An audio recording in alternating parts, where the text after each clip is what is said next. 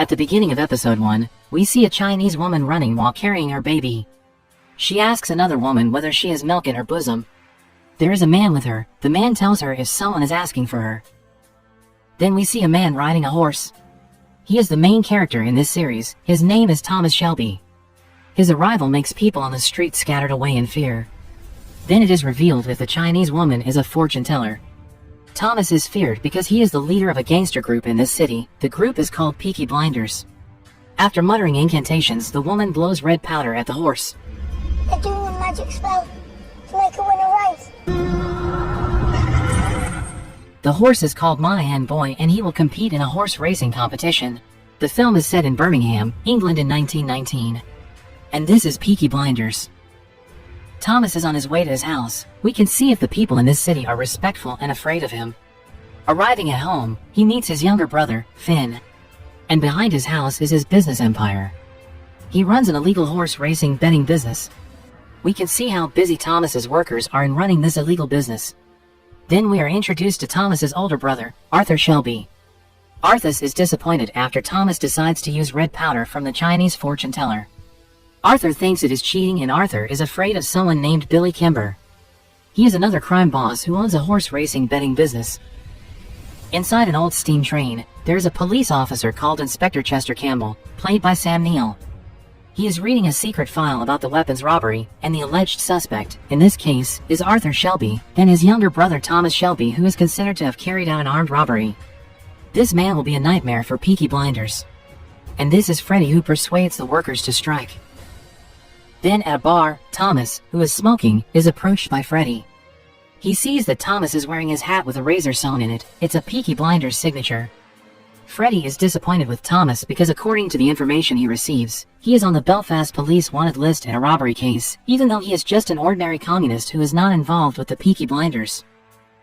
A little trivia, they are both war veterans and Freddy once saved Thomas's life in the war. Casually, Thomas answers Freddy's disappointment, and then suddenly their former comrade in war, Danny, is throwing a fit. He has PTSD after the war. Previously he often hallucinates. Then a woman is seen pointing a gun. She is Aunt Polly. Then she slaps a man who turns out to be John Shelby for carelessly placing his gun so that his younger sister, Ada, almost got shot by her youngest brother, Finn. Aunt Polly is the mother figure in the Shelby family. Now for those who are confused about the Shelby family tree, I will explain it here. The first son is Arthur, then followed by Thomas, and the third is John Shelby. Then there is a younger sister named Ada, and Finn was the youngest. And then there is Aunt Polly, who is considered the advisor of this family. Arthur is furious after he learns about a policeman who is after them. It is revealed that the police are recruiting Irish people to become local police officers in the city to arrest gangsters and communists. Also, it seems like Thomas is hiding something from him. Aunt Polly meets Thomas at the church and orders him to tell her the truth. Thomas tells her if his men were supposed to steal motorcycles, but maybe because they were drunk, they stole the wrong crates. Inside the crates Thomas found 25 Lewis machine guns, 10,000 rounds of ammunition, 50 semi-automatic rifles, and 200 handguns loaded with bullets. These weapons will be sent to Libya. It was also revealed that BSA is the manufacturer of these weapons. Hearing that, baby Polly is surprised and disappointed with Thomas because this is why the police are targeting them. Polly then asks Thomas to leave the weapons in an area where the police could find them, but Thomas says he will move the weapon in 3 days, after the full moon. Ada meets her boyfriend, who turns out to be Freddy, in a secret place. He always asks for information about Peaky Blinders moves from her, then they kiss. Then we meet a beautiful woman named Grace. She comes to the bar where Thomas likes to drink coffee. She wants to be a waiter at this bar, but the owner of the bar, Harry, at first doesn't think she can do it. But because she manages to convince him that she is a good singer and can do the job, she is accepted. Back to Inspector Campbell, who is gathering all his men. We learn if Peaky Blinders is a cruel crime organization, they will kill anyone who is against them. And Campbell hates the corrupt police who are involved with them. He will be assisted by Irishmen whom he recruited on a mission to catch Peaky Blinders members involved in criminal activity. Arthur Shelby goes to a cinema accompanied by 2 prostitutes. Then suddenly, Inspector Campbell interrogates him. He asks Arthur about his involvement in a robbery. The truth is that Arthur doesn't know anything about it, since it was his brother Thomas who was involved.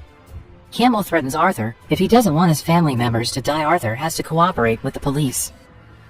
Back at the bar, Grace seems busy serving the customers there, then suddenly Thomas opens the counter to buy rum.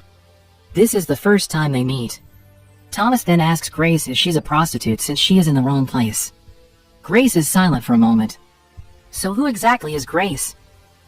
A battered Arthur returns home. He is seen being treated by his family. When Thomas arrives, he is surprised because the chief inspector comes to find the perpetrators of the BSA armed robbery. Grace is singing to entertain the patrons of the bar when Thomas comes with his men. Back to Ada, Thomas's sister, who is busy with her boyfriend. In the middle of the night, Thomas is awakened by a nightmare about the war. The next day, Danny is called crazy because of his hallucinations. He accidentally kills a man who asks him to go away. On the train, the Secretary of State, Winston Churchill, summons Inspector Campbell to discuss the stolen weapons. He doesn't want the press to know about it. Back to Thomas, who assigns Uncle Charlie to transport the weapons by boat. The original plan is that the weapons will be sent across the border until they are found the next morning by the train officers and their problem is considered solved. But unexpectedly, Thomas has other plans. He decides to hide the weapons in a cigarette warehouse on the old dock. Thomas wants the police to pay if they want to get the weapons. At a museum, Campbell is meeting with Grace. It turns out that Grace is an informant for Campbell. Campbell learns if the leader of Peaky Blinders is not Arthur. Grace thinks the IRA is responsible for the robbery. A little explanation: the IRA is the Irish Republican Army, a military organization that opposed Britain at that time. Then it is revealed that Grace's father was a cop who was killed by the IRA. Thomas takes Danny to a river. Since Danny had killed the Italians, Thomas is asked to kill Danny in front of him to prevent a war to break out between them. Danny calls Thomas Sergeant Major. Danny resigns to his fate and asks Thomas to take care of his wife and sons. Then Thomas shoots him. You're a good man. Yes, Sergeant Major. Back at the betting shop, Thomas is visited by Arthur. He says that his horse has won. Thomas has a plan. He will make the horse win 3 times, and after that everyone in Birmingham will be betting on that horse. When that happens, he will make that horse lose. It is also revealed that Danny is not dead. He tricked the Italians to think that Danny is dead, but actually he is still alive. Charlie takes Danny to London and gives him a job there as a new member of Peaky Blinders. Thomas tells Aunt Polly if he has surrendered the weapons. Thomas passes by the bar and meets Grace. They look at each other. Episode 2 begins with Thomas driving his car. He is taking his older brother and his younger siblings to attend a fair in the Gypsy area. But they make a stop first because Thomas wants to buy a horse from his former military friend, Johnny, who is with the Lee family. While doing the transaction, the Lee family insults Thomas's mother. They call his mother a whore, which enrages Thomas. This is what Thomas does.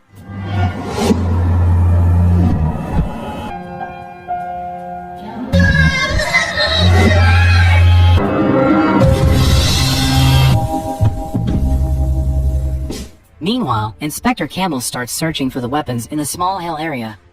He and his men visit every house and round up everyone in that area. It turns out that Freddie, Ada's boyfriend, lives there. They are together when someone knocks on the door. Freddie is afraid he will be arrested by the police, so he escapes with Ada. The police who search his house found a prescription for Ada. Then Freddie flees from the city, while Ada is hiding in the house of a communist. Campbell then meets Aunt Polly at the church. He demands she hand over the weapons they are looking for, but Aunt Polly kisses him instead. Thomas, who just returned from the fair, finds his territory is ransacked by the police. Then Aunt Polly informs him that they have ransacked pubs that pay money for Peaky Blinders. The only pub they don't touch is the Garrison. The police want people to think that the Peaky Blinders are involved in the robbery. To restore public trust in Peaky Blinders, they give money to the pubs that have been ransacked by the police. Thomas tells Aunt Polly that he will meet Campbell after he strikes back. Thomas instructs his men to take all the photos of the King of England in their house, then they burn the photos in the middle of the street. A journalist from the Birmingham Press is invited by Thomas to write about this. Thomas tells him to publish the story because the police from Belfast have broken into their house and harassed the women there. In his office, Inspector Campbell receives a call from the Secretary of State, Winston Churchill. Campbell is surprised because it's late at night. The minister gets a report about what happens in Birmingham. They burn the king's photo there. He doesn't want the king to be involved and insulted.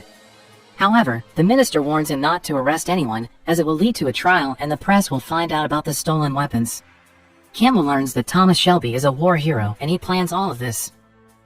While reading the newspaper, Aunt Polly realizes that Ada looks different. Suddenly, Aunt Polly squeezed her breast. After that, she is taken to a clinic, and it is revealed that she is pregnant. When Ada learns this fact, she is afraid that the man who had impregnated her will be killed by her family. Back to Thomas, who is checking the horse he got from the Lee family. Uncle Charlie tells him if the Lee family sends a bullet with Thomas's name written on it, meaning the whole Lee family declared a war on the Peaky Blinders. After that, Thomas tries to ride his horse, but it looks like the horse has a problem with his legs. Suddenly, Grace accidentally spills water in front of him to attract Thomas's attention. Grace is Campbell's informant, and she is trying to find more information about the missing weapons. Grace tells him that she just wants to ask him to let her sing every Saturday at the bar where she works. Thomas knows that Grace is not an ordinary woman, and he is attracted to her. He invites Grace to come to the horse race. Back at the betting shop of the Peaky Blinders, they are busy counting money for the horse race. Thanks to Thomas's strategy, a lot of people bet on Monahan Boy, the horse from the first episode. Auntie Polly informs him about his sister's pregnancy. Thomas rushes over to his sister, who is at the cinema. He asks for the name of the man who got her pregnant. At first, she doesn't want to tell him, but Thomas insists her to tell the truth. He is surprised after knowing that it is Freddie who impregnates her. Because of Thomas's cunning strategy, Peaky Blinders get a lot of profit from the citizens who bet on Monahan Boy. In the third race, they make him lose. As the dealer, Peaky Blinders get a lot of money, but Polly is very angry with Thomas's strategy since now they have to face Billy Kimber, the man who runs the local races. But Thomas, with his ambition, wants to be stronger than Billy Kimber. He thinks Billy Kimber has a weakness. What is Thomas's next plan? Polly urges Ada to abort her baby because she is sure that Freddie won't come back. Moreover, Freddie is a communist who is not in line with her family's principles. Thomas then meets Campbell at a restaurant that is outside their jurisdiction. Here we will see how Thomas manages to negotiate with Campbell, who originally wants to hunt them down. Thomas offers him a deal since they have their own goals. Thomas wants his business to be successful while Campbell wants Birmingham to be peaceful. Campbell then accuses Thomas of working with Freddie, a communist figure who is their fugitive. Thomas argues that he is not involved with the communists, although Campbell has found evidence of his younger sister's involvement with Freddie. Thomas doesn't bother. He tells Campbell if he wants to expand his business, he will work with Billy Kimber and ask the police inspector there not to interfere. He also asks Campbell not to touch the pubs and his betting business. Thomas's long list of requests prompts Campbell to ask, what is it for him? Thomas says that he has stolen weapons.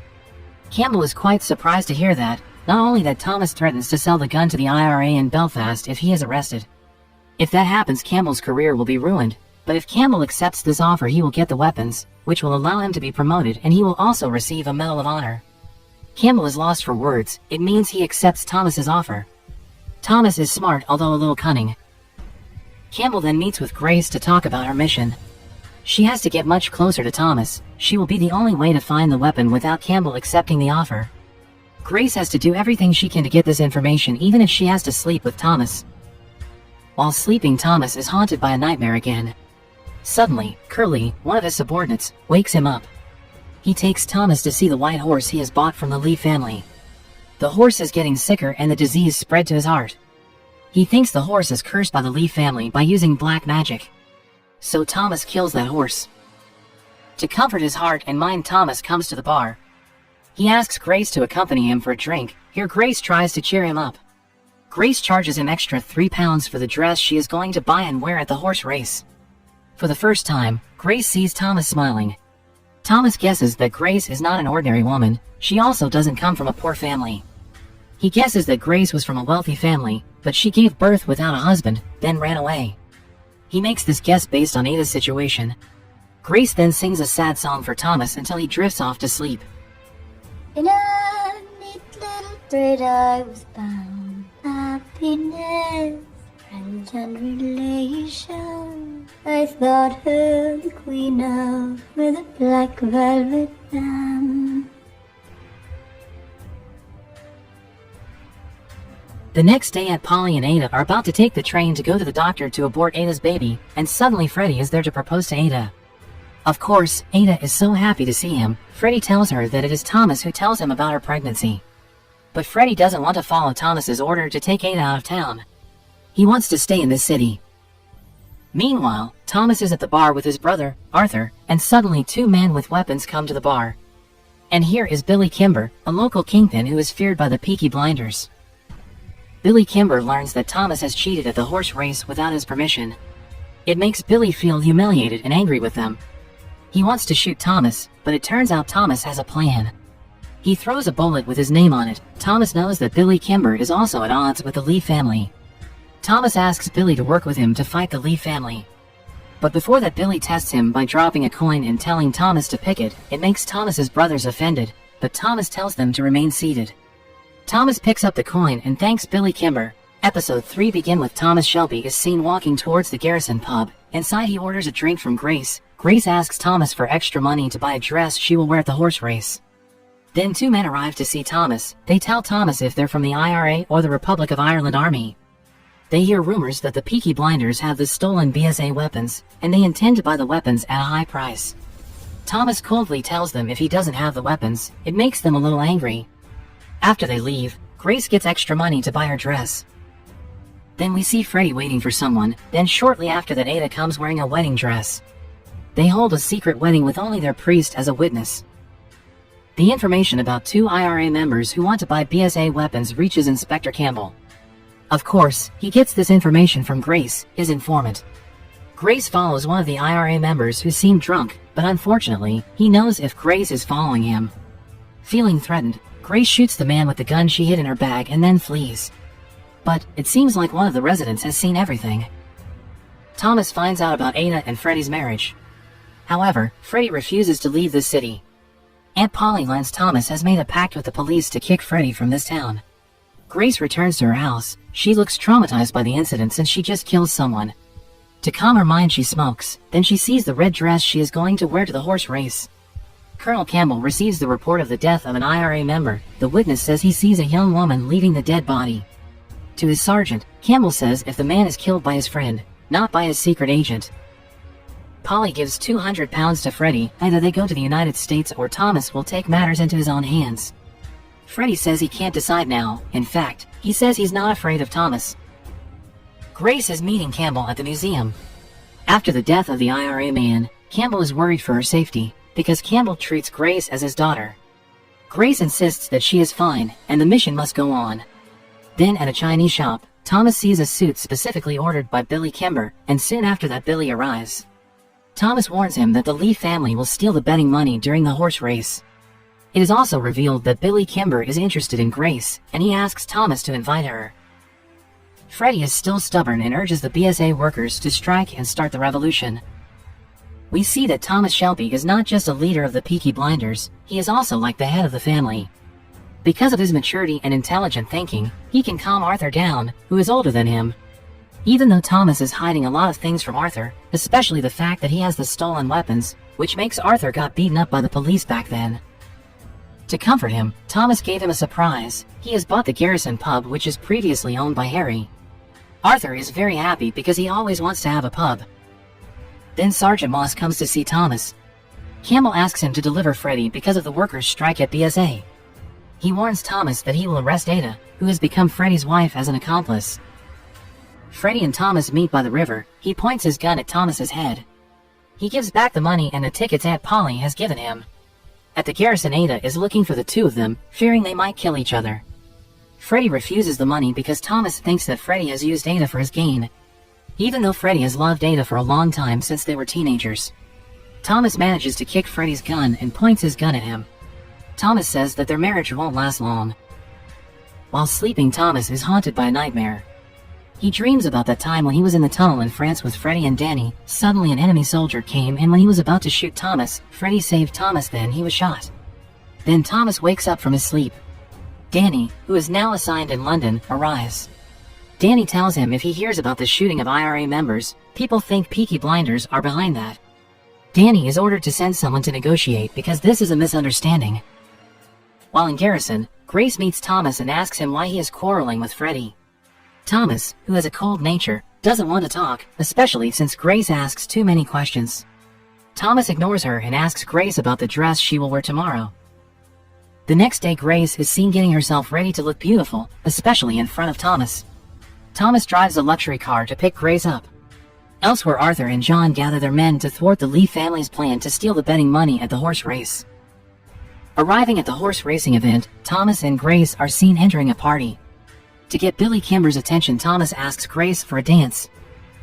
Meanwhile, Arthur and his men manage to get the stolen money from the Lee family.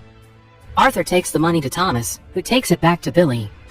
But, in return, Peaky Blinders will manage the security in the horse racing event with a 5% profit.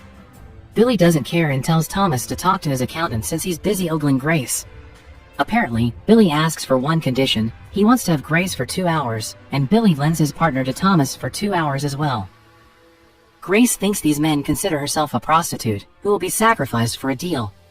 Grace starts to get a little scared, but because of her mission, she can't refuse it. Billy even bet £10 that he can sleep with Grace within an hour. Thomas takes Billy's woman to his car. Thomas seems worried about Grace's condition, and it is also revealed that Billy's partner is not a prostitute, she is just a hat maker. Although Thomas is a gangster who often justifies anything, this time his heart is against it, especially since Thomas likes Grace. Back at his house, Billy is trying to win Grace's heart, and with a little force, he tries to kiss her. Grace tries to take her gun, but suddenly Thomas arrives and tells Billy if she is a prostitute with syphilis, Thomas doesn't want Billy to get infected. This strategy works. They quickly leave Billy's house afterward. On the way home, Grace is upset because Thomas offers herself to Billy, but Grace realizes that Thomas changes his mind and comes to save her. Grace asks why Thomas changes his mind. Thomas doesn't say anything, his expression remains cold. My guess is, that's because he starts liking her and doesn't want anything bad to happen to her. Episode 4 begin with Ada and Freddie on a boat. They both just returned from their honeymoon. The couple looks so happy and looks forward to their baby's arrival. Then we see Freddie give £200 to someone for the revolution. He gets the money from the Russian embassy. Thomas Shelby, who is walking, is approached by Jeremiah, the person he assigned to follow Freddie. Thomas learns that Freddie is coming back to this town.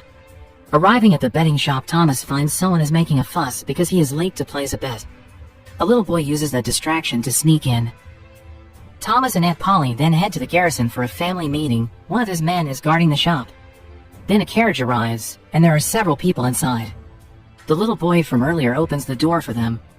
It turns out that they are from the Lee family. They are here to steal the money in the Peaky Blinders betting shop when the family is gathered at the garrison. Johnny is a widower with 4 children. She needs a wife to take care of his children.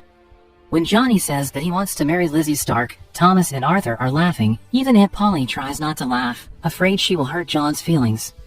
Apparently, Lizzie, the woman he wants to marry, is a prostitute. Of course, they can't believe that the woman really loves John. Johnny thinks Thomas is a wise man, so he asks his brother about the sincerity of his future wife, Lizzie.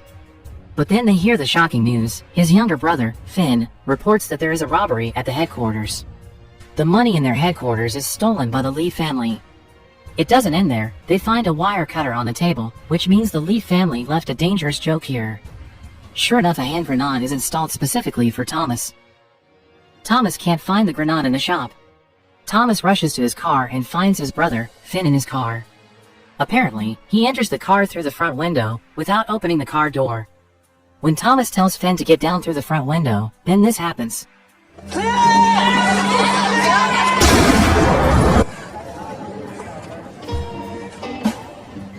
The next day, Thomas, assisted by his friend Johnny, goes to the Lee family headquarters to negotiate and end the feud between them. It is revealed that the Lee family is led by a woman. Thomas is smart. He shows her a bullet with Billy Kimber's name engraved on it. It means Thomas could have pitted the Lee family against Billy or made her agree to have a truce. Thomas needs the Lee family to help him fight Gazy, who has manipulated the horse racing betting. It is revealed that they are family on Thomas's mother's side. Thomas's offer seems to have been accepted by the Lee family. Back to Ada and Freddie, who are at their house. It is revealed that Stanley Chapman is a Russian who is involved in the revolutionary mission and receives £200 from Freddie. Ada tells this information to Aunt Polly, who tells it to Thomas, along with Stanley's address. Thomas then tells this information to Inspector Campbell. Thomas convinces him that Stanley is far more dangerous than Freddie, especially since he has the £200 cash from the Russian government to the Communist Party to carry out a revolution. Inspector Campbell will be awarded if Stanley is arrested. Campbell warns Thomas to show him the hiding place of the weapons because Churchill keeps asking him about it. He threatens to kill the entire Peaky Blinders family if Thomas doesn't return the weapons. After hearing this, Thomas wants to kill Campbell, but he stops himself.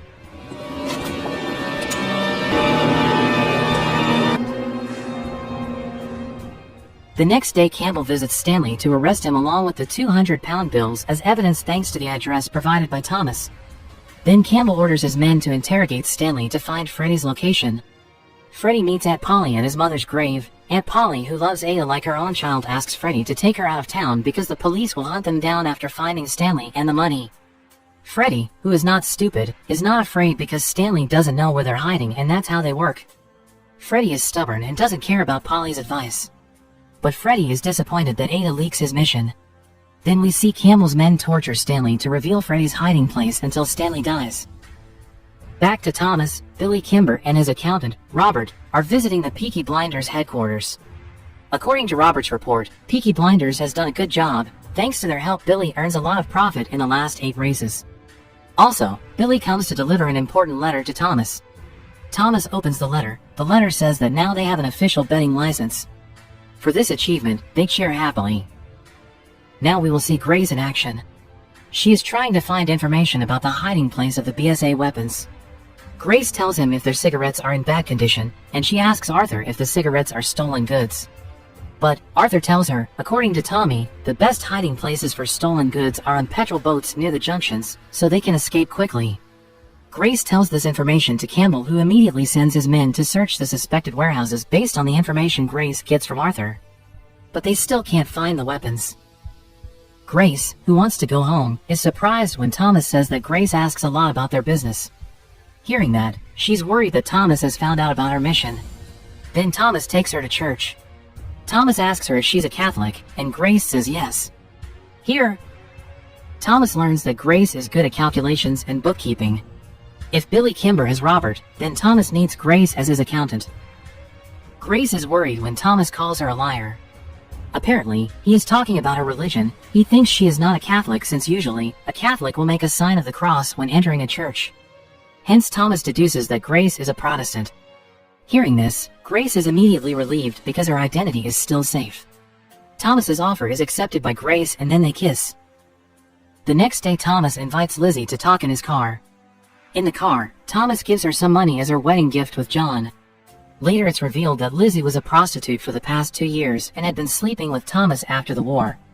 Lizzie says that she really loves John and she has changed. Thomas then asks her to spend a night with him for the last time. It's a test since Lizzie's eyes keep looking at the money he just gives her. Lizzie agrees to sleep with him for the last time. Lizzie's answer is enough for Thomas to conclude that Lizzie hasn't changed. Thomas tells her to leave, and Lizzie is angry because Thomas tricks her. Grace informs Campbell about her promotion in the Peaky Blinders, especially about Thomas, who assigns him a new role as an accountant and secretary. Campbell reminds Grace to be careful. Back to Thomas, who tells John about Lizzie. He tells him if Lizzie agrees to spend a night with him for money. He tells Johnny if he can make his own decision. Then Thomas goes to Garrison to give Grace her contract. Grace wants to celebrate this with champagne, but Thomas tells her to save it for a special day. Thomas asks Grace to deliver a letter to Ada. That night Thomas is cautious because there is someone in his room. It turns out it is Johnny.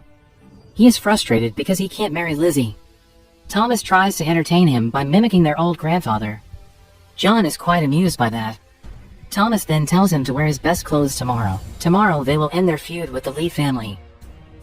The next day Arthur, Thomas, and all of his men are ready with their weapons. Strangely, Arthur asks them to tuck a flower into the pocket of their coat.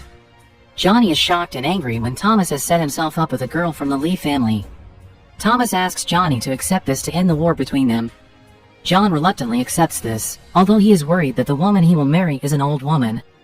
Then Johnny isn't angry anymore when he sees his future wife is a beautiful woman. John is so happy, and so does everyone there.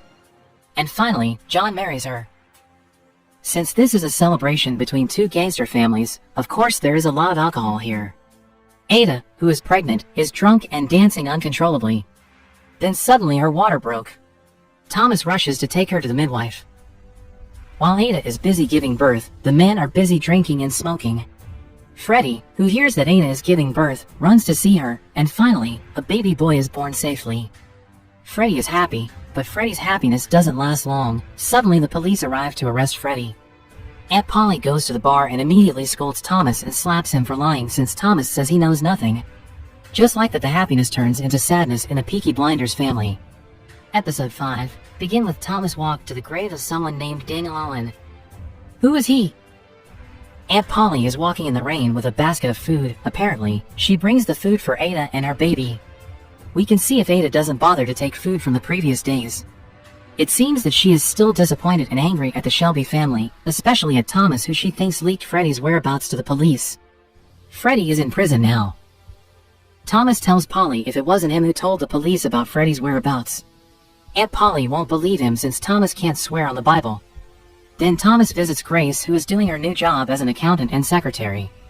Thomas draws a black star in the appointment book. Thomas says that day will be the day where he will end Billy Kimber and his men. Even the rest of Thomas's family doesn't know about this plan. Arthur and his younger brother, Johnny, are visiting a newly opened boxing ring in their territory. The owner is not aware of the power of the Peaky Blinders. Arthur orders the owner to pay fees, but the ringmaster refuses since he doesn't approve of the Peaky Blinders. Arthur wants to give him a lesson, but then someone calls his name. It's his father, Arthur Shelby Sr. Arthur takes him home and offers him a meal. Everyone in this family hates him, including Aunt Polly, who tells him to immediately leave. But Arthur, the eldest son, thinks his father has changed for the better. Then Thomas comes, and later it is revealed that if their father had abandoned them 10 years ago, that's why they hated him. Thomas tells him to leave. He's a selfish bastard. You wanna see him? Arthur comes to Garrison to take £5 from the cashier. Grace then asks him about the money that is regularly sent to London every week. It is £1 10 shilling and under Daniel Owen's name. We learn that it's Daniel's name that's written on the tombstone. Daniel Owen is Thomas's old friend from the war. People think he is already dead, but the truth is he's in London, working for Peaky Blinders. Arthur tells Grace not to ask things that don't concern her. Then he gives a coin to her, so she won't tell Thomas that he takes some money. Later, Grace is visiting Danny's fake grave. Arthur goes to the boxing ring with his brother, Finn, to see their father. His father tells him if he was in America all this time. He tells Arthur about his plan to open a hotel and a casino there. He persuades his son to invest some money. Arthur is tempted, but his father advises him to talk to Thomas first. He doesn't want them to fight later. But Arthur doesn't want to do it since he's done following orders. He agrees to help his father, and to celebrate their plan, Arthur Sr. invites his son to a sparring match in the ring.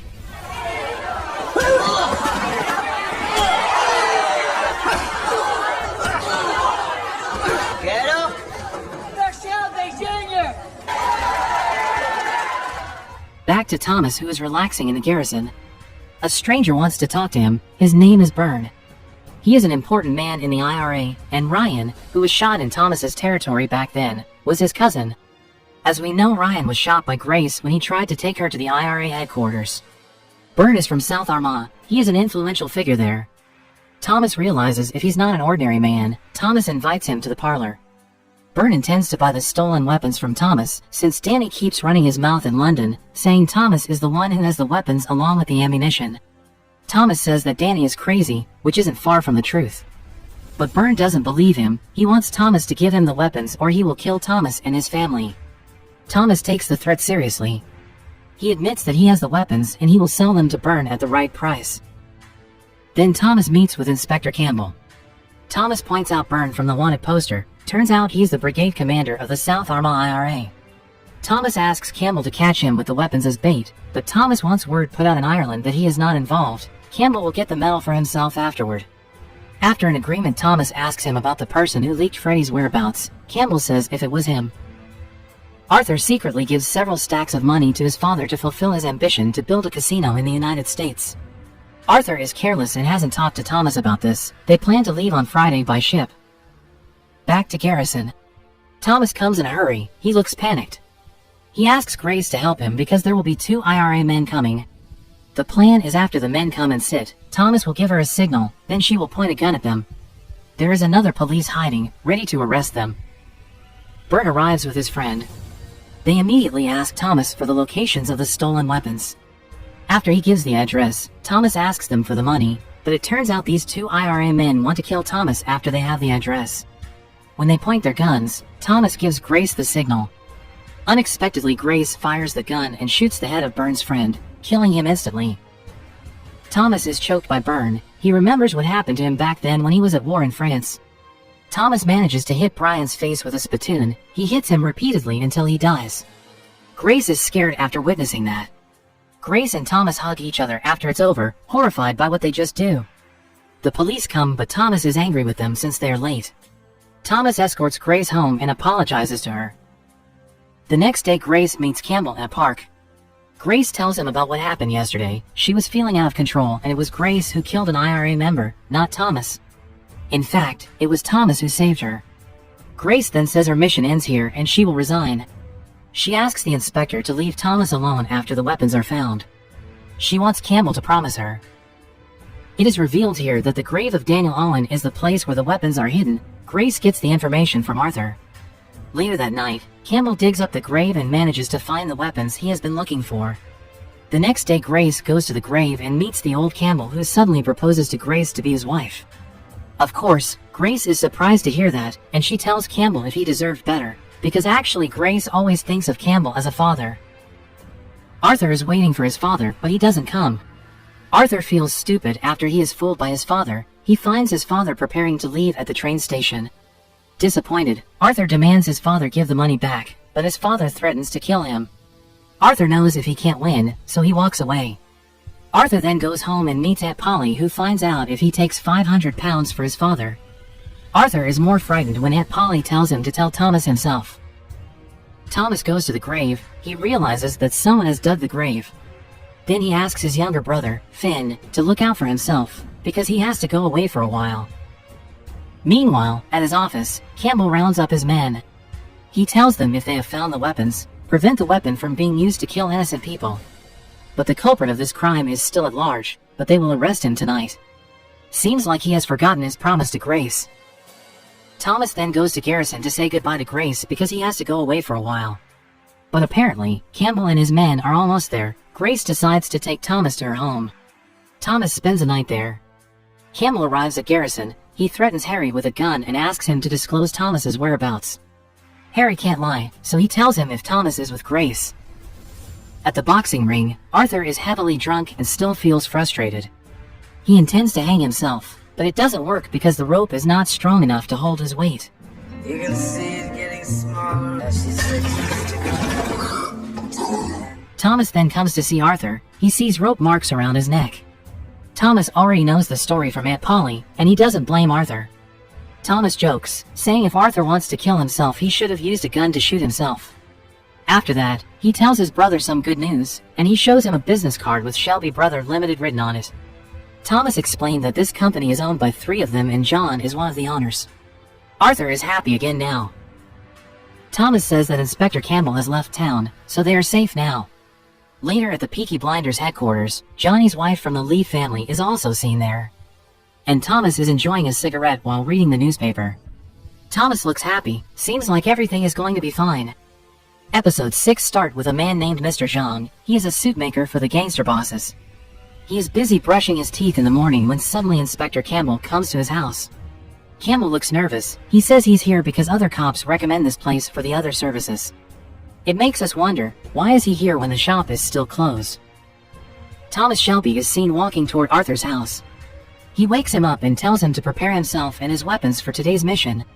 Then he goes to Charlie's house to prepare the car they will use. Even John, who is busy with his wife in the morning, is told by Thomas to get ready immediately.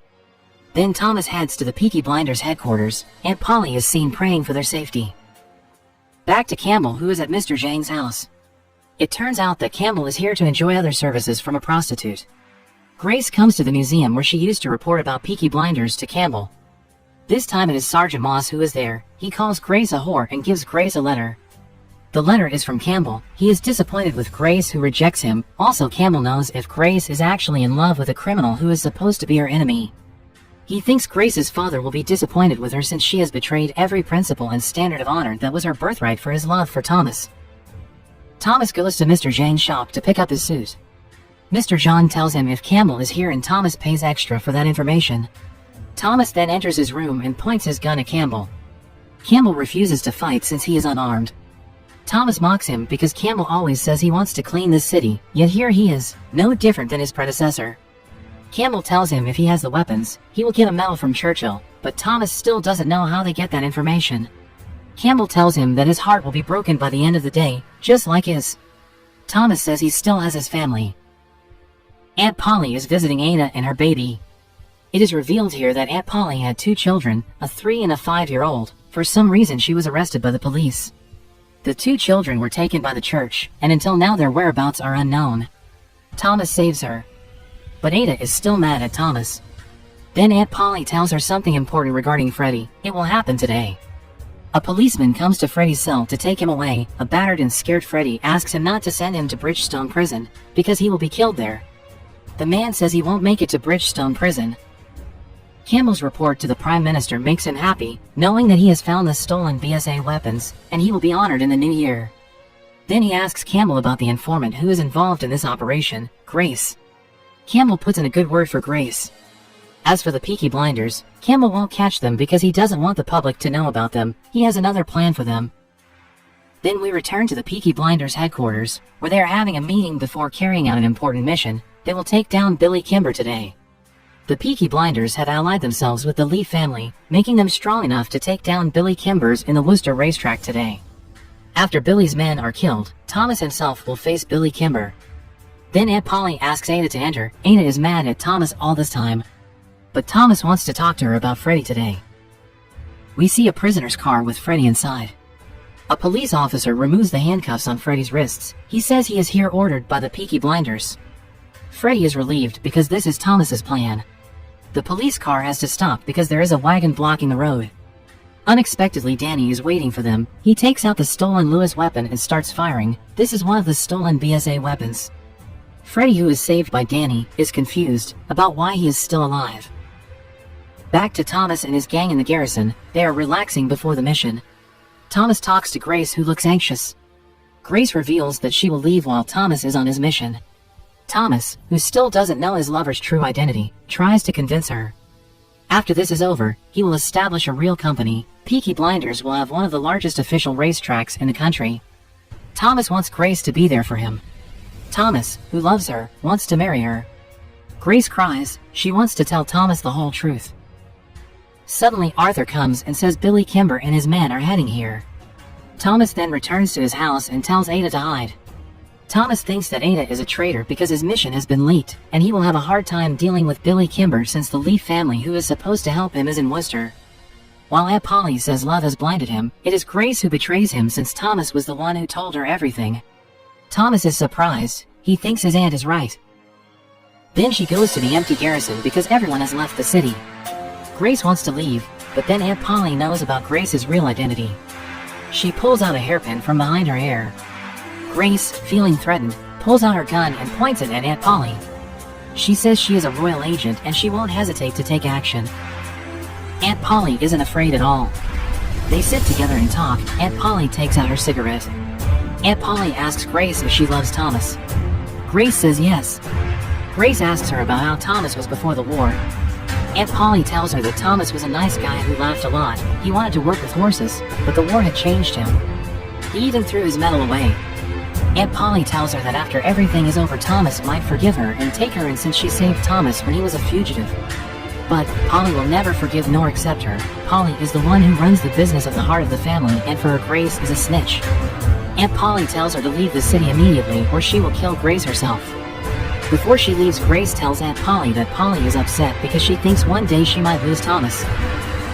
Back to Thomas, who talks to his men on how to deal with Billy Kimber's attack, since they are outnumbered 3-1. Hopefully, their experience in the war will help them this time. Sergeant Moss, who receives information about the impending war, reports it to Campbell. He is surprised by Campbell's answer, who orders all police officers to stay away from the place. Campbell will let them fight and take care of the rest later. Moss is disappointed with his response. Back at the garrison, while waiting for Billy, Thomas is talking with Harry, the previous owner of the pub. Even though Thomas is a criminal, the residents of the city still want him to win this war. Harry asks him about Grace, but Thomas tells him that Grace is in the past and she is no longer his concern, while he reminisces about the good times with Grace. Finn then comes and informs them that Billy Kimber has arrived. Thomas is ready with his men, and we can see if the Peaky Blinders are outnumbered. Billy mocks them since Thomas is outnumbered and doesn't have many weapons. Then Danny and Freddy show up. They have a Lewis machine gun with them.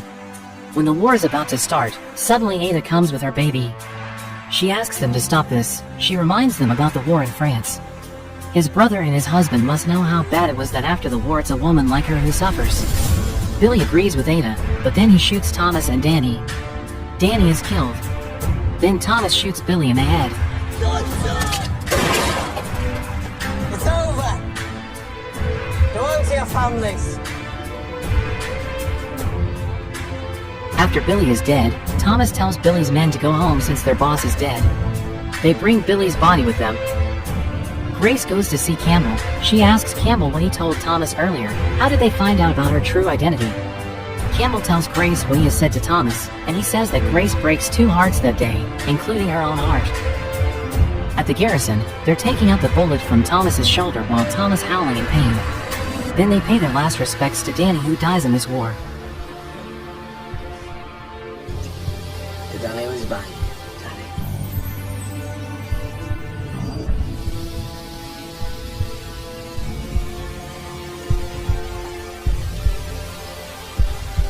Sergeant Moss reports this incident to Campbell. It turns out this war only left one victim, Billy Kimber, which means Peaky Blinders have won the war. Also, Freddy escaped because there was no officer on the street, following Campbell's orders. And if he wants to arrest Peaky Blinders for murder, it can't be done since there are no officers to be a witness there. Again, this is because of Campbell's orders. Campbell then calls Minister Churchill to inform him about his decision. The Peaky Blinders are celebrating at the garrison. Thomas then visits Grace in her flat. He already knows Grace's real identity. Their relationship has to end here since they have different principles. Thomas can't let go of his gun. For now, his identity as a gangster and criminal can't be with a policeman who is his archenemy.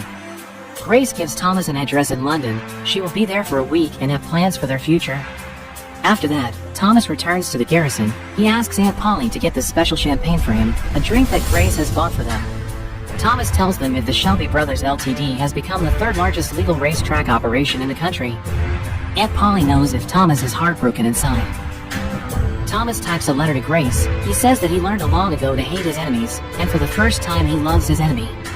He also really appreciates Grace's idea to go to New York, but he has worked hard for everything. He has responsibilities to his family, the people he loves and needs to protect. Before the war, when he wants to make a decision, he will flip a coin. He will do it again later. He will tell Grace about his decision in 3 days.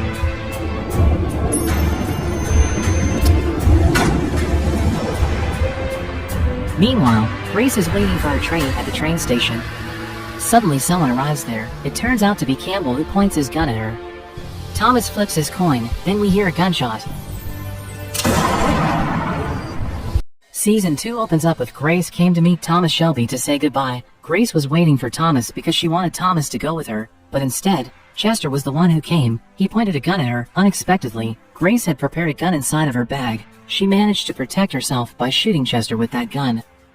2 years later, the street gang Peaky Blinders had achieved more popularity and success. Because of their success, the number of their enemies and rivals increased. On the funeral day of Freddie Thorne, one of the pubs that was owned Peaky Blinders was attacked by an unknown party. There was no victim in that incident, but Peaky Blinders lost quite a lot of money because of that incident. Because Peaky Blinders had a reputation as an extremely dangerous organization, Ada Shelby decided to leave the Shelby family. She didn't want to put herself and her son in danger, especially after the death of Freddie, a person who had protected her all this time. After Thomas returned from the funeral, he came to the garrison pub to look for any clue about the person who had destroyed the pub. After he investigated it for a while, he and Aunt Polly found a clue which implied that the culprit was a group of Irish people called the Black Lion. After Thomas found the clue, he went straight to meet the leader of that group. Thomas met the leader of the Black Lion called Irene O'Donnell and one of Irene's subordinates. Thomas asked Irene whether the Black Lion was the one who had blown up his pub or not. Instead of answering Thomas's question, Irene was insulting him. Thomas was mad because of that, so he mentioned about the internal problems that were being faced by Irish people. Thomas told Irene that he knew everything about Irene. It meant that he had researched everything about Irene's background before their meeting took place. This was how Thomas Shelby scared his enemies without needing to use violence. Because of this, Irene was a little moved by Thomas, so she decided not to kill him. She told Thomas to do everything that she ordered him instead.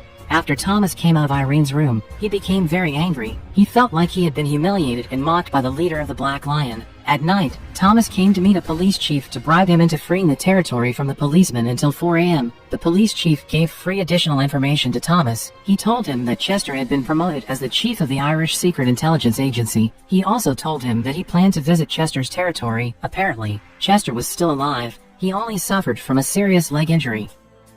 At the Shelby family's base, Thomas and other members of Peaky Blinders were talking about their business expansion plan to London. At first, John's wife, Esme, disagreed with the plan because she thought that the business expansion to London was very dangerous. Based on the information that she had received, there were many gang wars in London. The police and the foreign people often got involved in those gang wars. She worried that her children would lose their father because of the business expansion that they were planning to do. Apparently, Thomas had considered and calculated everything that might happen, so he ignored Esme's opinion. He told them that their business expansion plan to London was going to be executed soon. They would begin to expand their business to London at tomorrow morning on the day of Newmarket. On that day, all bosses would come to the horse racing venue. Thomas also planned to take advantages of the gang war between the Jewish gang and the Irish gang in order to get more allies. It seemed like he was interested with the Jewish gang. If their business expansion succeeded, it could be guaranteed that Peaky Blinders would take control of the territories in London. Apparently, Thomas had found out about the person who destroyed the Garrison pub.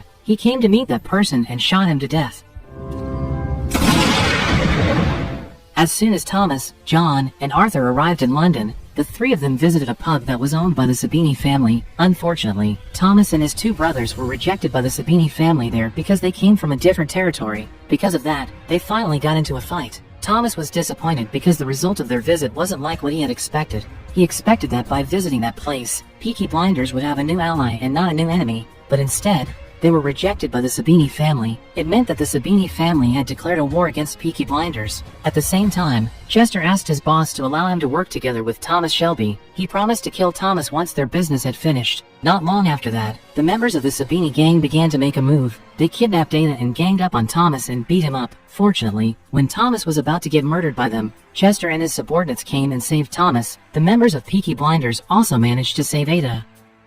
After Thomas woke up, Chester discussed about their plan to work together. He told Thomas that he would punish him for the murder that he committed a few days ago if Thomas refused his offer. After that, Thomas decided to sail to London for 4 days. Even though he hadn't fully recovered, he decided to leave soon because he was afraid if the Sabini gang would come back to attack him. As soon as Thomas arrived in London, he went to Camden Town to meet the leader of the Jewish gang called Alfie Solomons. He asked him to become his ally and promised that he would give 100 armed men and the contacts with the policemen to him. After Solomons heard that, he accepted Thomas's offer immediately. After the meeting was over, Thomas came to meet Ada, who was currently living in London. He gave Ada a luxurious house which was located far from the dominion of the Sabini family. At the Sabini family's base, Sabini paid and ordered a policeman to catch Thomas because, according to his informant, Thomas had visited the base of the Solomons gang. After the policeman left the room, Sabini also ordered his subordinate to target the Shelby family because he had secretly lost faith in police. At the same time, Thomas celebrated the birthday of Aunt Polly. He gave her a mansion as a birthday present. Thomas also said that he planned to look for Aunt Polly's children who had been missing since a long time ago. Based on the information that he collected from police records, he finally managed to find out about the whereabouts of one of Aunt Polly's children.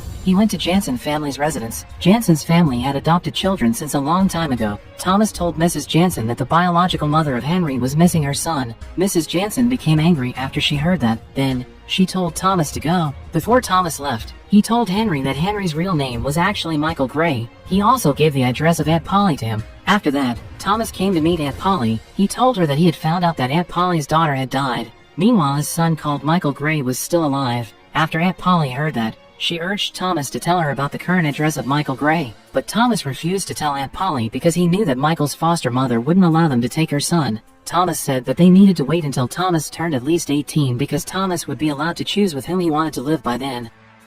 Unfortunately, Aunt Polly was missing her son and wanting to meet him soon, so she pointed a gun to Thomas. She forced Thomas to tell her about the current address of Michael Gray. Thomas stayed calm even though he was being threatened because he knew that Aunt Polly wouldn't dare to do anything harmful to him. Eventually, Aunt Polly decided to leave to calm herself. At night, Thomas asked Lizzie, his new secretary, to send a letter to the Secretary of State Churchill. In that letter, Thomas stated that he was disappointed with what Chester had done to him. As a former outstanding soldier in World War I who had been awarded for his honorable service, Thomas expected that Chester could have been kinder to him, especially after what he had sacrificed and done to their country. Because of that, Thomas asked the Secretary of State Churchill to allow him to export some goods to various countries in the world such as India, the Malay Peninsula, Canada, and Russia. Thomas planned to move certain processed goods from Birmingham to Poplar Dock. The Secretary of State Churchill thought that Thomas didn't ask for much, so he planned to allow Thomas to do what he asked. Chester didn't want to give up easily, so he asked the police chief who had been bribed by Thomas to betray Thomas.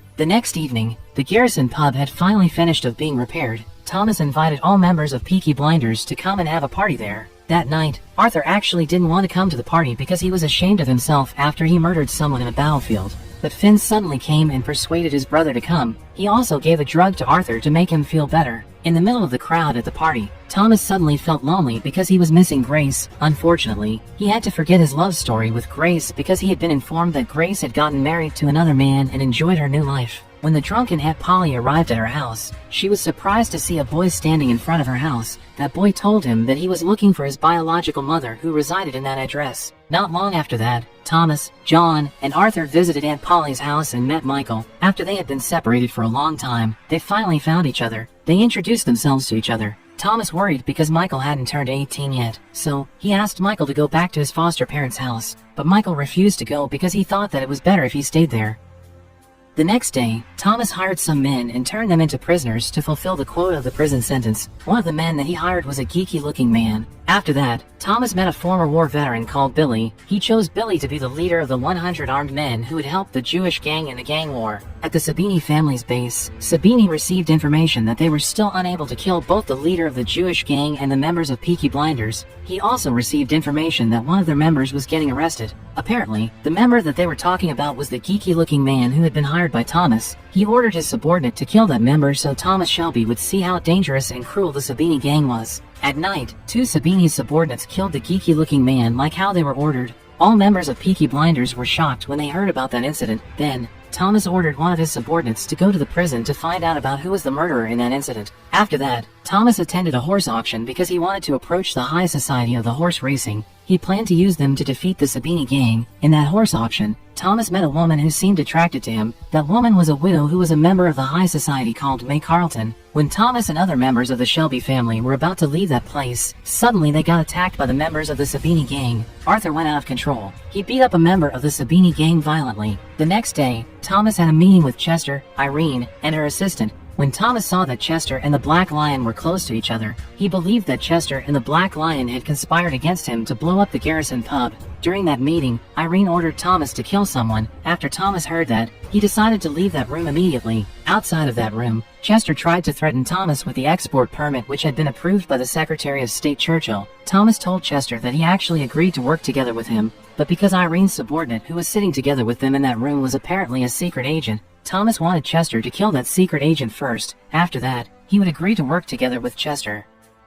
In Camden Town, Arthur and 100 armed men who had been prepared by Thomas attacked a pub that was owned by the Sabini family. They killed all members of the Sabini gang at that pub and announced that Peaky Blinders had taken control of that pub. At home, Michael told Thomas that he wanted to become a business accountant who worked for Peaky Blinders. Thomas rejected his request instantly because he didn't want to put Michael in danger. The next day, May Carlton visited a gambling house which was owned by the Shelby family. She came there because she wanted to meet Thomas. Esme, who saw May at the gambling house, asked May about who she was and what was her purpose to visit that place. May told her that she was a horse trainer who would become a trainer for Thomas's horse soon. Not long after that, Thomas came and asked May to check on his horse. Thomas told May that he wanted his horse to win in the competition. Before May left that place, she asked Thomas about the name of his horse. Thomas said that the name of his horse was Grace's Secret. At night, Thomas and Aunt Polly got into an argument. They argued about Michael, who wanted to become a business accountant who worked for the Shelby family. Thomas wanted to know about Aunt Polly's opinion about this matter. Apparently, Aunt Polly agreed if her son became a business accountant for the Shelby family. Thomas promised that he would assign Michael some legal accounting jobs so Michael wouldn't have any problem with the law. Thomas and Aunt Polly were satisfied and happy with their agreement. After that, they was holding a party to celebrate Michael's 18th birthday and to welcome Michael for joining the business of the Shelby family. In a meeting, Thomas told everyone that he planned to smuggle various kinds of alcohols into several territories. He planned to send those alcohols with car spare parts. Even though it was actually an illegal activity, Thomas and other members of the Shelby family didn't have to worry because they already had an export permit which was approved by the government. Because Thomas would do an extremely dangerous mission soon,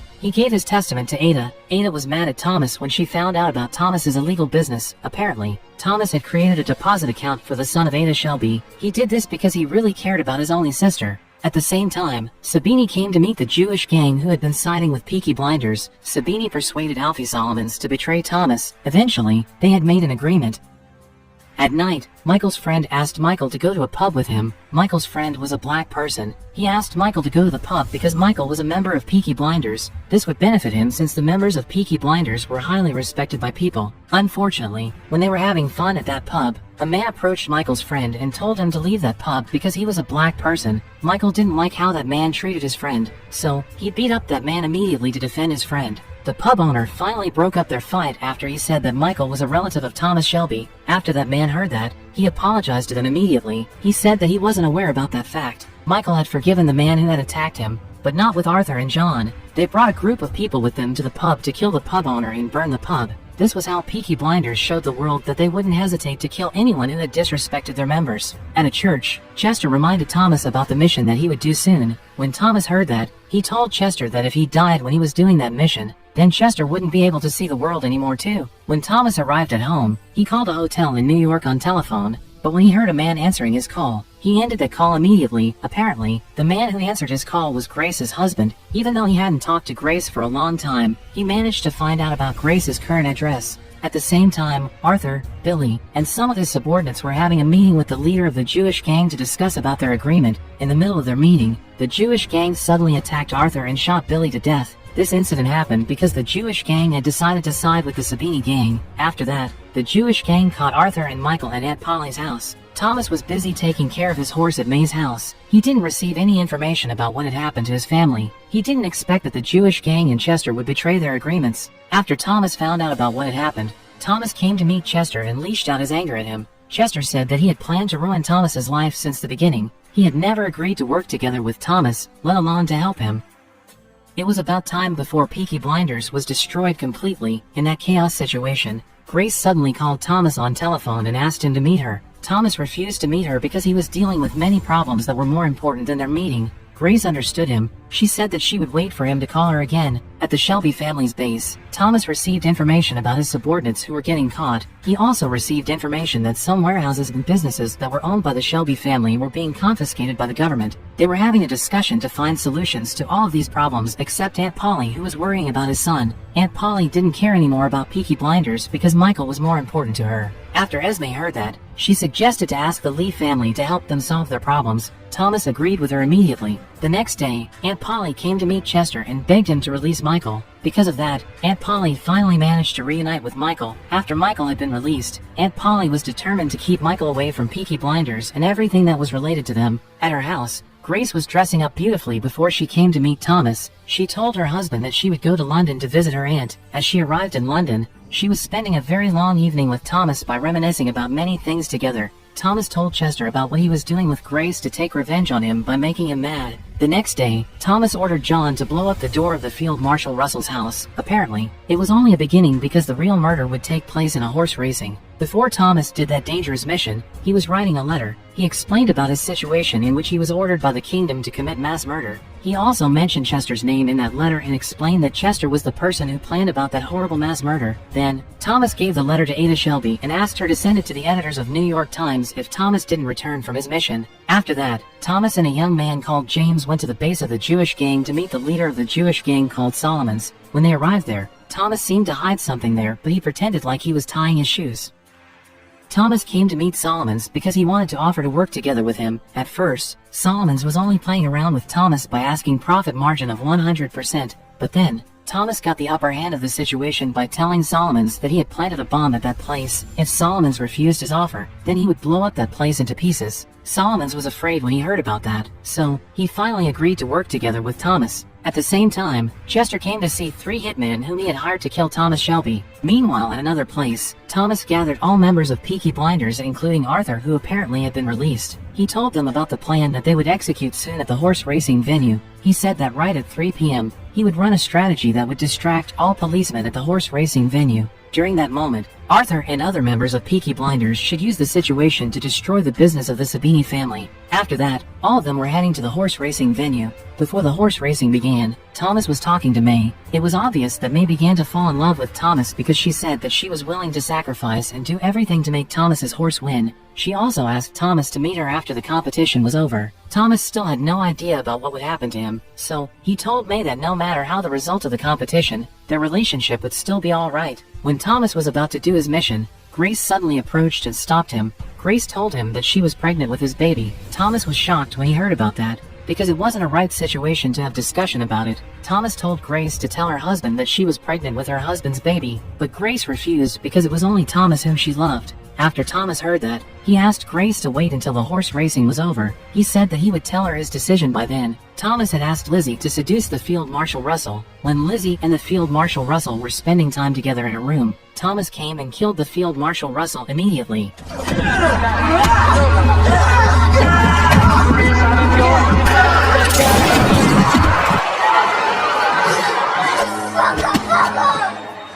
Thomas came out of that room and told a policeman that the Field Marshal Russell had been murdered by someone. Because of that incident, all policemen secured the horse racing venue immediately. Arthur and other members of Peaky Blinders took advantage of that situation to do their mission.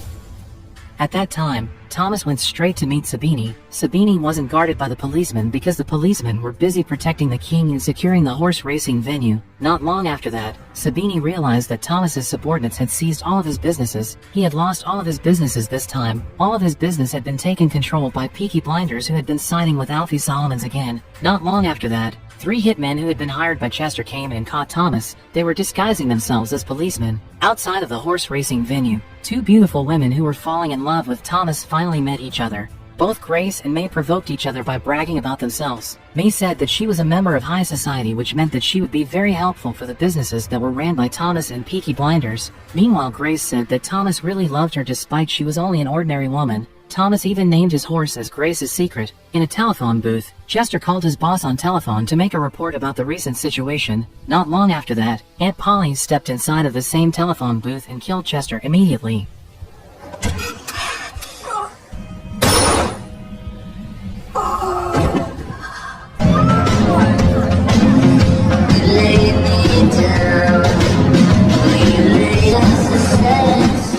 When the horse racing competition was over, Arthur, John, and other members of Peaky Blinders were very satisfied and happy because of all benefits that had been received by Peaky Blinders, but they didn't realize that Thomas hadn't returned. Thomas was being brought by the 3 hitmen to his own grave. But when he was about to get murdered, one of the hitmen hit 2 of his colleagues. Some of those. Smoke. And there's a woman. Fucking everything! Turned out, the Secretary of State Churchill had assigned him with different job. Because of that, Thomas managed to save himself from the death once again. All members of Peaky Blinders were celebrating their success. Meanwhile, in a room, Thomas told Michael that he might get married soon. 2 years had passed after Thomas almost got executed by the hitmen who were ordered by Chester. 2 years ago, Thomas Shelby said that he wanted to get married soon. Finally, the wedding day of Thomas and a woman whom he loved had come. The members of Peaky Blinders and the members of the bride's families who came from the group of cavalries gathered in a church to attend the wedding of Thomas and his bride.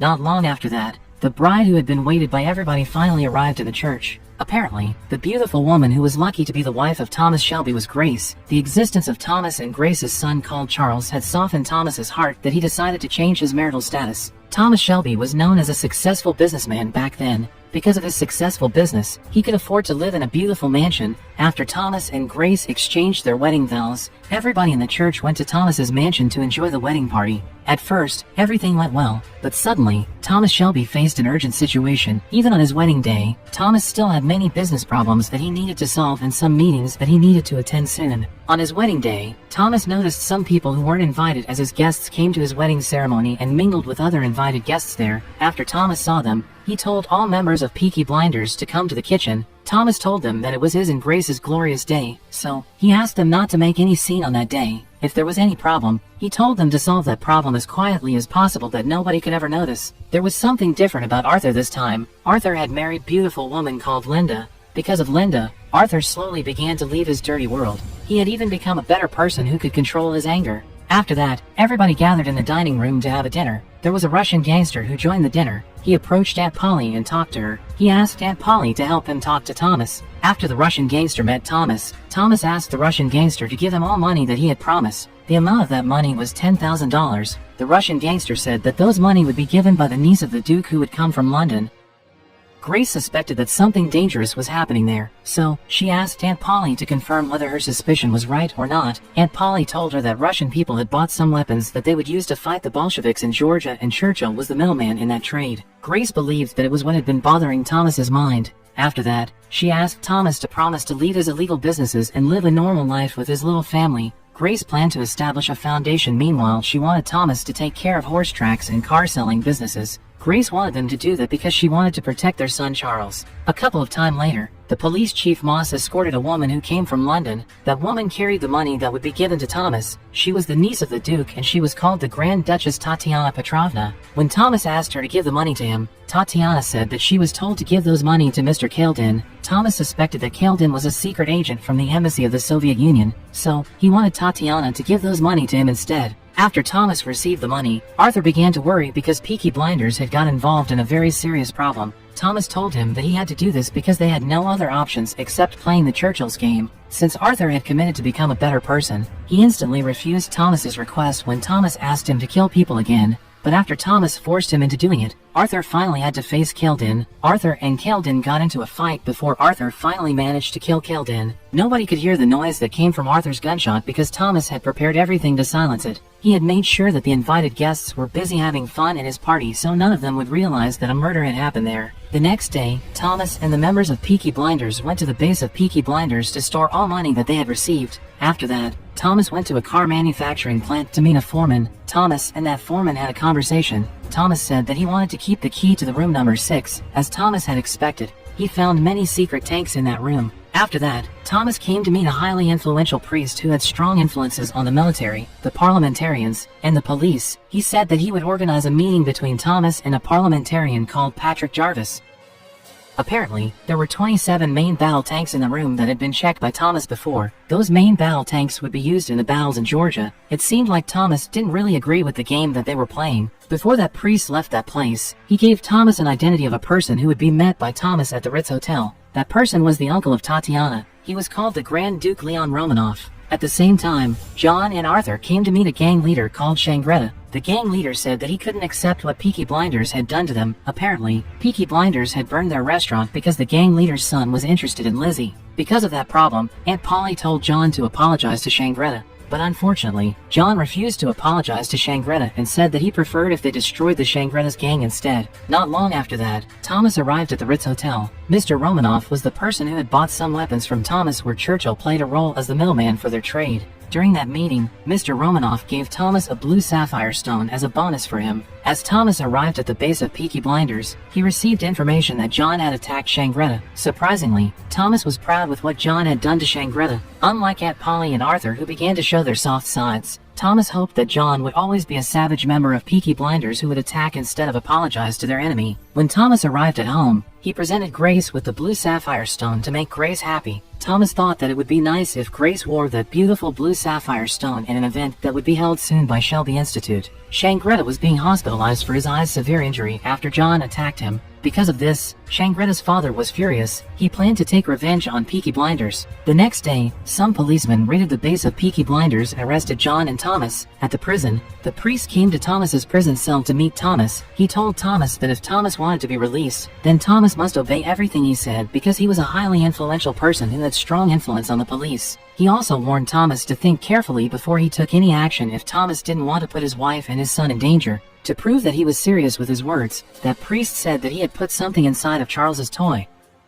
After Thomas heard that, he returned to home soon and checked his son's bed. He found a name card under Charles's doll. The event of Shelby Institute was being held in the evening. That evening, Grace looked stunning with her beautiful dress and the blue sapphire necklace that was given by Thomas. Grace was proud and happy to hold that event. Her lifelong dream that Shelby family owned a charity foundation finally came true. But Thomas didn't share the same happiness with Grace, especially after he saw the priest and Patrick attending that event. Then, the three of them went to another room to have discussion. They talked about the main battle tanks. Patrick and the priest told Thomas to order Tatiana to check all of those main battle tanks. After Thomas returned to the party, he sensed that there was a danger around them. He tried to ask Grace to leave that party, but it was too late. Suddenly a man came out of the crowd and shot Grace to death.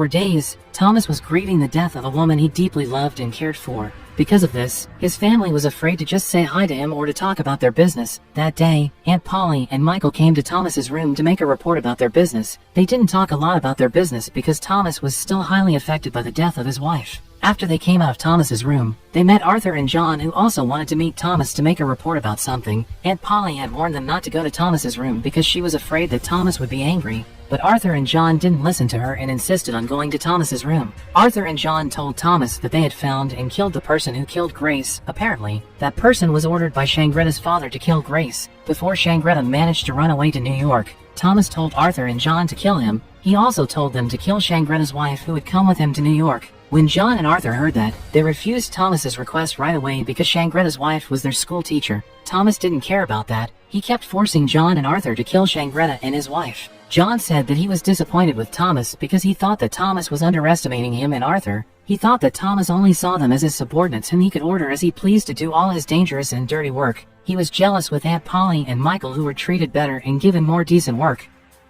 Thomas said that he did this because Michael had been appointed as the person who was responsible for the legal or official work since the beginning, and during this difficult situation, Thomas only prioritized those legal businesses. The next day, Thomas left his mansion and took Charles with him. They were accompanied by one of Thomas's subordinates called Johnny Dogs. Thomas came to meet a fortune teller called Madame Boswell. He gave the blue sapphire stone to her. He wanted to find out if the blue sapphire stone was a cursed stone which caused his wife to be murdered, or it had nothing to do with the death of his wife and his wife's death was merely caused by his carelessness. Every night, he had been haunted by his guilt because he had failed to protect Grace. Madame Boswell said that she indeed sensed a strong curse from that sapphire stone. But since Thomas had gotten rid of that sapphire stone, Madame Boswell said that Thomas would be blessed all over again. At the same time, Arthur and John went to check the main battle tanks in the factory. They had been assigned with this task by Thomas before Thomas left his mansion. After that, Arthur and John executed their mission to catch Shangretta and his wife at the harbor in Liverpool. Soon after they caught Shangretta and his wife, they released Shangretta's wife right away and told her to run away to New York soon. Then, they brought Shangretta to Thomas. Thomas had been suffered greatly that his anger and pain could be seen from his eyes. Because of that,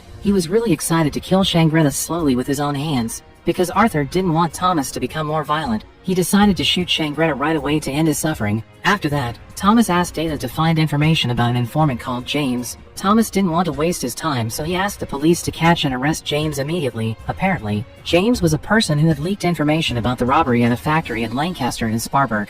He asked James to tell him the names of the people who were parts of organizations who had given him information. Those organizations include the Economic League, the Vigilance Committee, and the Odd Fellows. James warned Thomas that people who belonged to those organizations were extremely dangerous, but Thomas wasn't afraid of them because Peaky Blinders was also an extremely dangerous organization.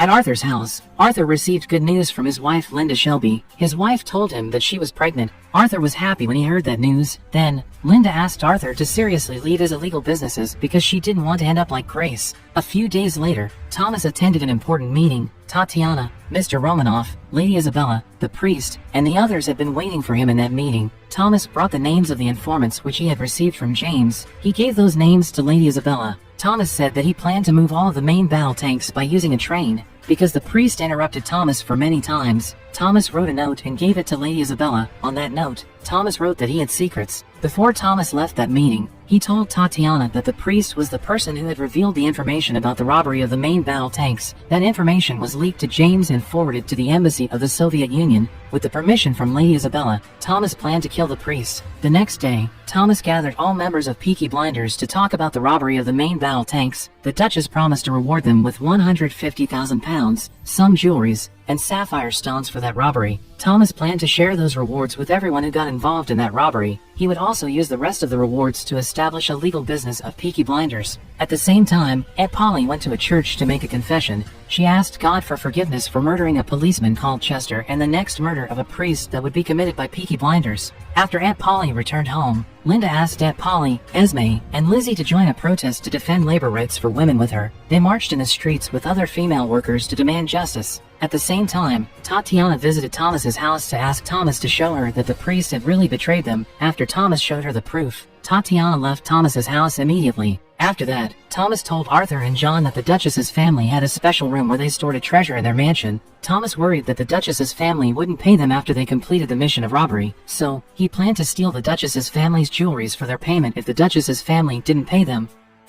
Apparently, the confession that Aunt Polly made a few days ago at the church was found out by the priest. Father Hughes had found out that Thomas was planning to kill him. The next day, Thomas executed his plan to kill Father Hughes. When he was following the priest to a toilet, suddenly he was attacked by someone from behind. Then, Thomas was brought by them to a place. In that place, Thomas was severely tortured until he became unconscious. He was also injected with a liquid and forced to apologize to the priest in front of the Duchess's family. If Thomas refused to apologize to the priest in front of the Duchess's family, then Father Hughes would hurt Thomas's family and son right away. After that, the severely injured Thomas was left by the priest in an empty street. Despite his severe injury, he struggled to return home to finish his business regarding the robbery. Instead of getting help soon for his severe injury, he decided to finish his business by canceling the mission of robbery first because he wanted to protect his family and son. Then, he attended a meeting in the Duchess's family's mansion and apologized to the priest in front of everybody who attended that meeting. After that, he attended a meeting with special counselors from the embassy of the Soviet Union. He told them that there would be a robbery of the main battle tanks in one of the factories in Birmingham. He said that his informant revealed this information in purpose so there would be a war in the Great Britain and the diplomatic relations between the United Kingdom and the Soviet Union would be ended. He also said that the robbery in Birmingham would be the trigger. Thomas told him everything because he didn't want the Soviet Union to blow up the train that they would use to move the tanks. If the Soviet Union blew up the train, then his family would be in danger. After that, Thomas finally asked Dana to bring him to the hospital. Thomas had endured great pain all this time because apparently his skull had been fractured. There was also heavy bleeding inside of his body. Because of that, he couldn't see anything except the face of his late father. For 3 months, Thomas had received an intensive treatment from the doctors in the hospital. He would be released from the hospital when he had fully recovered. Michael came to the hospital to talk to Thomas. He told Thomas that he had been knowing Father Hughes for a long time. Apparently, Michael had a personal grudge against Father Hughes for what he did in the past. So, he asked Thomas to allow him to kill Father Hughes with his own hands. Arthur and the others came to the factory of the main battle tanks. They prepared some firing needles and used them to damage the weapons inside of the main battle tanks. Not long after that, a representative of the Soviet Union came and made an agreement where he and his team wouldn't blow up the train that they would use to move the tanks. As soon as Thomas returned home, he told Johnny Dogs that he was assigned to build a tunnel near the mansion of the Duchess's family. That tunnel would connect them to the special room where the Duchess's family stored their treasure. Therefore, they could steal the Duchess's family's treasure by using that tunnel. Not long after that, Thomas received a guest in his house. That guest was Alfie Solomons. The leader of the Jewish gang came to meet Thomas to offer a partnership with Thomas. After that, Thomas allowed Arthur and the others to come to that room. Arthur was surprised and mad when he saw Alfie there because Alfie Solomons had put him in a prison back then. Alfie Solomons regretted what he did to Arthur, so he apologized to Arthur. He said that he did that merely because of business. The next day, Thomas, John, and Arthur began their mission by investigating the special room that the Duchess's family used to store their treasure. When they went inside of the mansion of the Duchess's family, they were greeted by Tatiana and Lady Isabella. The mansion of the Duchess's family was heavily guarded by several security guards. After that, Thomas and the others entered a room where the Duchess's family treasure was stored. When they came there, they saw Alfie Solomons in that room. Alfie was assigned by Thomas to pretend to be a gemologist. Then, Thomas and the others were allowed by the Duchess to pick some jewelries that they want as their payment. After Thomas and the others observed the jewelries carefully, they decided to pick some jewelries which were equivalent to 7,000 pounds. A few days later, Thomas gathered his subordinates and assigned them to dig the tunnel with Johnny Dogs. He gave directions to them before they began to dig the tunnel. Inside of Michael's drawer, Aunt Polly found a bullet with the name of Hughes was written on it. Because of this, Aunt Polly was angry at Thomas. She warned Thomas that she would destroy Peaky Blinders if Michael used his gun to kill Father Hughes. The next day, the Shelby family took a photo in front of the Grace Shelby Institute, which was just inaugurated. Thomas planned to use that institute as the residential home for orphans. Thomas guaranteed that all orphans who lived there wouldn't be forced into doing labor or doing harmful or negative work. Unexpectedly, Father Hughes attended that inaugural event. He came there to remind Thomas that there were only 24 hours left for Thomas to do what he ordered him to do. Thomas had been busy talking to the guests that he didn't realize that his son had been kidnapped. It was obvious that Father Hughes was the one who had kidnapped Charles and took him as a hostage. When everybody found out that Charles was gone, they panicked and tried to look for him, but they couldn't find Charles anywhere. At night, Father Hughes finally told Thomas that he was the one who had kidnapped Charles. He kidnapped Charles because he had found out about the agreement that Thomas made with the Soviet Union. Because of that, the priest told Thomas to blow up the train. The priest threatened to kill Charles if Thomas refused to do that. The priest also said that he knew that Thomas had been digging a tunnel to steal the treasure of the Duchess's family. He told Thomas to give that treasure to him because he wanted to use it to establish his business. The priest said that he would return Charles to Thomas after Thomas had done everything he asked him to do. Thomas couldn't believe that Father Hughes found out about all of his plans. As long as he remembered, nobody knew about those plans except him and his family. Because of this, he was angry and accusing his family of betraying him. Thomas's state of mind was unstable that he failed to think clearly. He even came to meet Alfie Solomons and accused him of betraying him. Thomas and Alfie finally got into a fight. Suddenly Michael came to that place and killed Alfie Solomons' bodyguard. Fortunately, Michael managed to calm Thomas down. He told him that they needed to focus on the tasks that had been assigned by Father Hughes. After that, Thomas went straightly to the location of the tunnel construction. He was determined to finish digging that tunnel before midnight. He went inside of the tunnel and helped his subordinates to dig that tunnel. While they were digging that tunnel, suddenly a leakage occurred inside of that tunnel. Because it had a big risk, Thomas decided to blow up that tunnel by using a bomb. At the same time, Michael found Father Hughes. He was ready to kill him. In another place, Arthur was also ready to blow up the train. He decided to wait until 5 a.m. and planned to blow up the train after that if he didn't receive information that Charles was safe. At the same time, Thomas managed to steal the treasure of the Duchess's family, Michael managed to kill Father Hughes and save Charles, and Arthur managed to blow up the train.